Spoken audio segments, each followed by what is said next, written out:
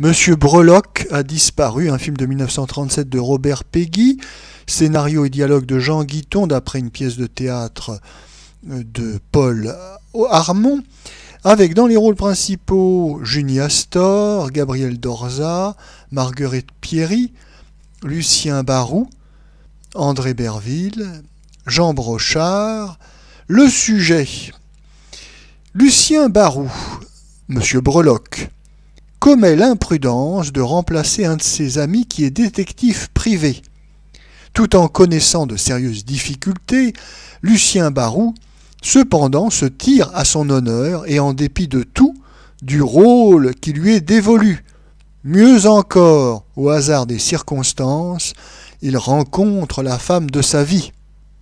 Notre avis: une fois de plus, nous avons droit à une adaptation cinématographique d'une pièce de théâtre de boulevard, mais pour une fois, ça n'est pas un vaudeville qui est adapté pour l'écran, mais une comédie policière.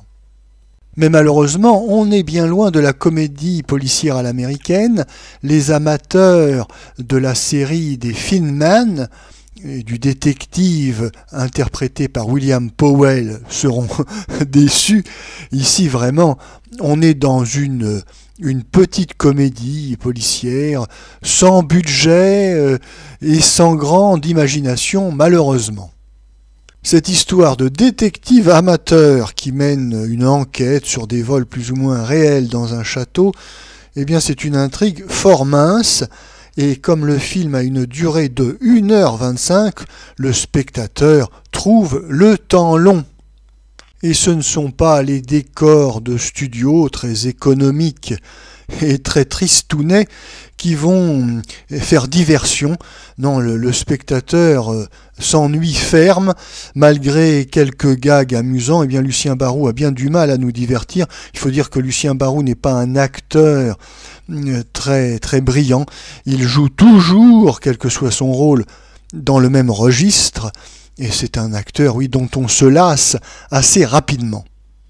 Heureusement, quelques seconds rôles féminins réveilleront l'intérêt du spectateur dans ce film assez barbant. Alors on saluera les prestations de Marguerite Pierry et de Gabriel Dorza, qui, comme toujours, sont excellentes. Oui, les aventures de Monsieur Breloque sont bien caractéristiques des défauts du cinéma français d'avant-guerre, qui souffre d'un certain amateurisme, et l'artisanat n'est pas forcément gage de qualité. Bien au contraire, ce film à petit budget, eh bien petit budget, petite intrigue, petit plaisir du spectateur.